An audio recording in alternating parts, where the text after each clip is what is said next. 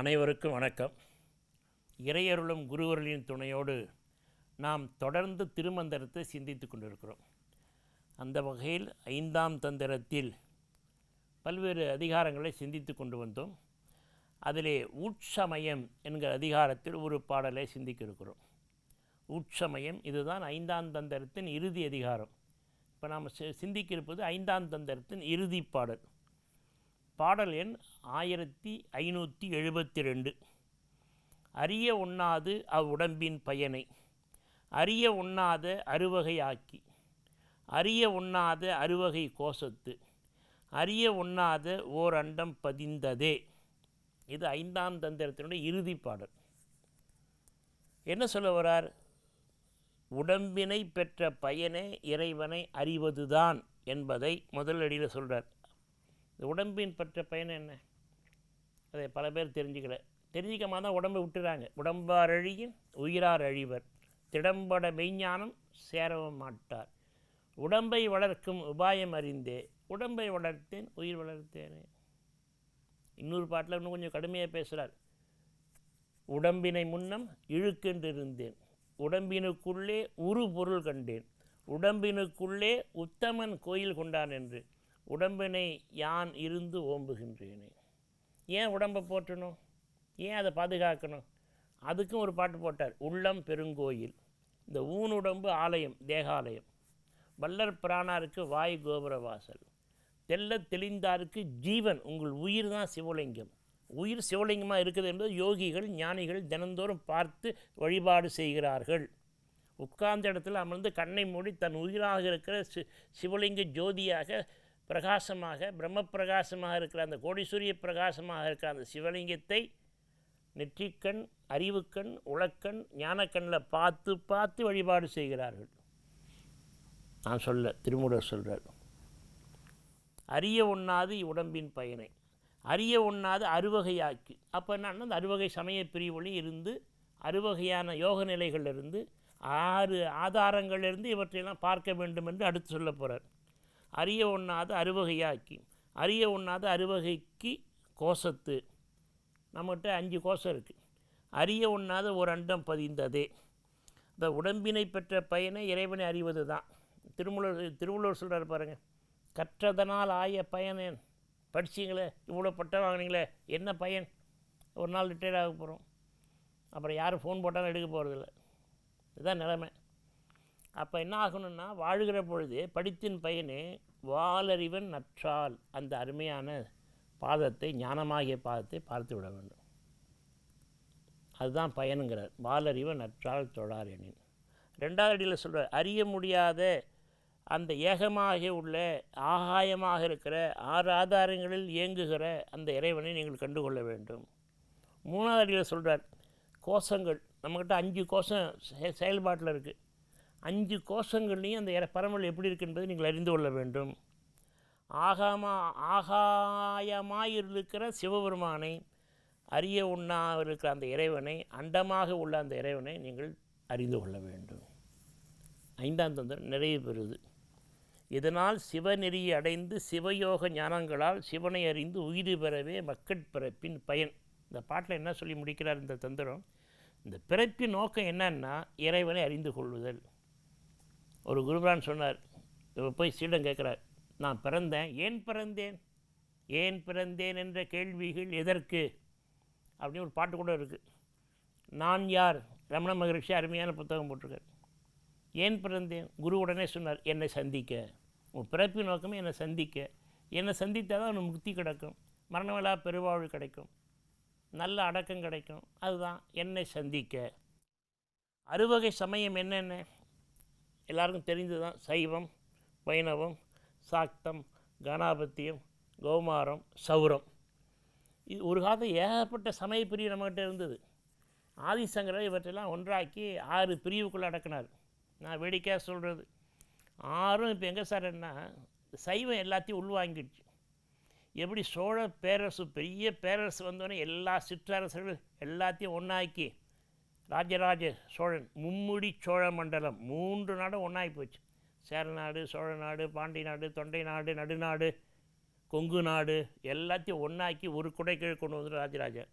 சைவம் என்னாச்சுன்னா அது எல்லாத்தையும் உள்ளே கொண்டாந்து வச்சுக்கிச்சு. இப்போ ஒரு சிவன் கோயிலுக்கு போங்க, சாக்தம் பெரிய வழிபாடாக இருந்தது. நான் முன்பே சொல்லியிருக்கேன், 4ஆம் தந்திரத்தில் முழுக்க சாக்த வழிபாடு, தாய் தெய்வ வழிபாடு.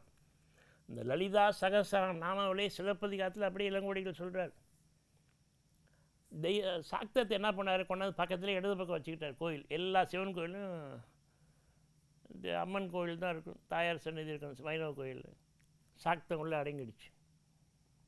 விநாயகரும் கானாபத்தியம் கௌமாரம் பிள்ளையார் 2 பேரும் என்ன பண்ணாங்க, வலது பக்கம் இடது பக்கம் வச்சுக்கிட்டாங்க. வெளியே போகக்கூடாது, உள்ளே கொண்டாந்து வச்சாச்சு, கர்ப்பகிரகத்துக்குள்ளேயே வச்சாச்சு, வெளியே போகாத வச்சாச்சு. அப்போ 3 சமயத்தையும் சைவம் உள்வாங்கிக்கிச்சு, செரித்து கொண்டது. இந்த வைணவம் மட்டும் கிடைக்க மாட்டேன்றார். அவர் மட்டும் தனி இருந்தாலும் அவரை விட மாட்டேன்னாங்க. அவரை கொண்டாந்து பெருமாளை கொண்டாந்து கர்ப்பகிரகத்துக்கு பின்னாடி நிற்க வச்சிடும். அப்புறம் சூரியன் என்ன பண்ணோம், சௌரம் அவரை கொண்டாந்து ராஜகோபுரம் இருக்குல்ல, ராஜகோபுரம் உள்பக்கம் பார்த்தா சூரிய சந்திரனை அங்கே கொண்டாந்து வச்சிடும். சைவம் என்கிற பெரிய எழுச்சி வரும்போது எல்லா சமயத்தையும் உள்ள அடக்கிடுச்சு. வைணவம் மட்டும் தப்பி பிழைத்து அவர் தனியாக இப்போ நிற்கிறார்.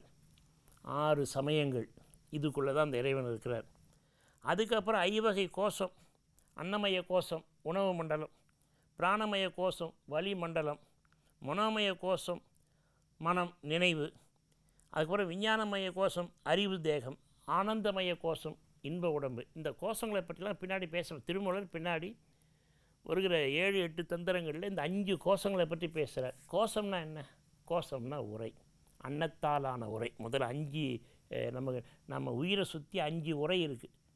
இப்போ எப்படி நான் சட்டை போட்டுக்கிற மாதிரி 5 சட்டை போட்டுக்கிட்டே எப்படி இருக்கும், அந்த மாதிரி அன்னமய அன்னத்தால் ஆன உடம்பு, எண்ணத்தால் ஆன உடம்பு, காற்றால் ஆன உடம்பு, நினைவால் ஆன உடம்பு. உள்ள இறைவன்கிட்ட இருக்கிறது இன்பத்தால், அதுதான் ஆனந்தமய கோஷம் இன்ப உடம்பு.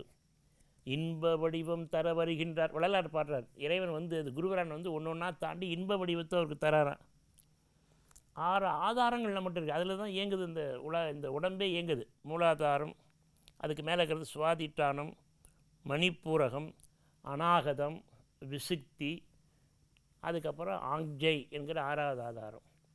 அதுக்கப்புறம் 7 ஒன்று இருக்குது, அதுதான் சகசரத்தலம், உச்சிக்குழி மேலே உச்சந்தலை, 1000 இதழ் தாமரை. அது தியானத்தில் மலரும், மேல் நோக்கி மலரும். இந்த 6 ஆதாரங்களையும் ஒரு யோகி சொல்கிறார். அது கீழாதாரம் 6 மேலாதாரம் 6ன்னு அவர் பிரிக்கிறார். எனக்கு தெரியாது, ஆனால் அவர் அப்படி எழுதியிருக்கிறார். எல்லாருக்கும் தெரிஞ்ச உடம்பில் மூலாதாரம் கீழே தொடங்கி மேலே வரைக்கும் ஆக்ஜை. ரொம்ப முக்கியமானது ஆக்ஜை என்கிற புருவமையும், அதுதான் பொட்டு நடுக்கண் என்கிற, அதுதான் திருச்சிற்றம்பலம் வள்ளலார் சொல்கிறார். அது ஒரு இடத்துல ஆணித்தரமாக ஒரு 6ஆம் திருமுறையில் திருச்சிற்றம்பலத்தே விளங்குகின்ற தெய்வம் அதே தெய்வம், 10 பாட்டிலையும் முடிக்கிற பொழுது திருச்சிற்றம்பலத்தே விளங்குகின்ற தெய்வம் அதே தெய்வம், அதே தெய்வம்னு. அந்த தெய்வம் எங்கே இருக்குன்னா திருச்சிற்றம்பலம் என்கிற பூர்வ மையத்தில் தான் அந்த தெய்வம் இருக்கிறது. அதை அறிந்து கொள்ளுங்கள். அதை அறிய ஒண்ணாமல் இருக்கக்கூடாது. எப்படியாவது அதை தெரிந்து கொள்ளுங்கள். உங்களுக்குள்ளே தான் அந்த தெய்வம் இருக்குது என்பதை தெரிந்து கொள்ளுங்கள்ங்கிறார். அப்புறம் நம்மகிட்ட ஆன்மாக்கள் 6 இருக்கின்றார். இதெல்லாம் 6 இதில் கொண்டு வரார். எப்படி இந்த தந்தத்தில் எல்லாம் 4 நாளாக பிரித்தாரோ, இந்த பாட்டில் 6 ஆன்மாக்கள். 6ன்னா ஜீவான்மா எல்லாருக்கும் தெரியும். ஜீவான்மானா உடனே பரமான்மா வந்துடும். ஜீவான்மா ஒரே ஆன்மா தான், அது அந்தந்த இடம் நோக்கி நிலை நோக்கி பெயர் பெறுகிறது. ஜீவான்மா, பரமான்மா, அந்தராத்மா, தத்துவான்மா, பூதான்மா, மந்திரான்மா. 6 ஆன்மாக்கள் பிடிக்கிறாங்க. உள் உறுப்புகளால் அறிய முடியாத திருவருளாம் பெருவழி 6 உயிரிடத்தில் பதிந்து திருவருளாக இருக்கிறது. அதனால் இந்த பாட்டில் அவர் என்ன சொல்கிறாரு, சிவனால் சிவநெறியை அடைந்து சிவயோக ஞானங்களால் சிவனை அறிந்து உய்து பெறுதலே மக்கட்பிறப்பின் பயன். இந்த பாட்டை பொறுத்த வரைக்கும் அறிய ஒண்ணாத உடம்பின் பயனை என்கிற இந்த பாட்டில் இந்த உடம்பின் பயனே இறைவனை அடைவது தான். இறைவனை அடைந்து உய்தி பெறுவது தான் மக்கட்பிறப்பின் நோக்கம், இறைவனை அடைவது. இப்போ இறைவனை அடையணும்னா இறைவனை வழிபாடு செய்யணும், உணரணும். அதுக்கு தெளிவறியாதன்னு முன்னொரு பாட்டை பார்த்தா தெளிவோட எது இறைவன் பார்க்கணுமே. நாம் நிறையா கற்பனை பண்ணியிருக்கிறோம். நாம் கற்பனையில் பல வடிவங்களை நாமளே சமைத்து கொண்டு இருக்கிறோம், பல வழிபாட்டு முறையில் வைத்திருக்கிறோம். உண்மையான இறைவன் யார், அந்த இறைவனை அடைவதற்குரிய உண்மையான வழி எது என்பதை நன்றாக தெரிந்து கொண்டால்தான் நாம் அந்த எல்லைக்கு போக முடியும். அது வள்ளுவர் கேட்ட மாதிரி கற்றதனால் ஆய பயன்னு கேட்டார்.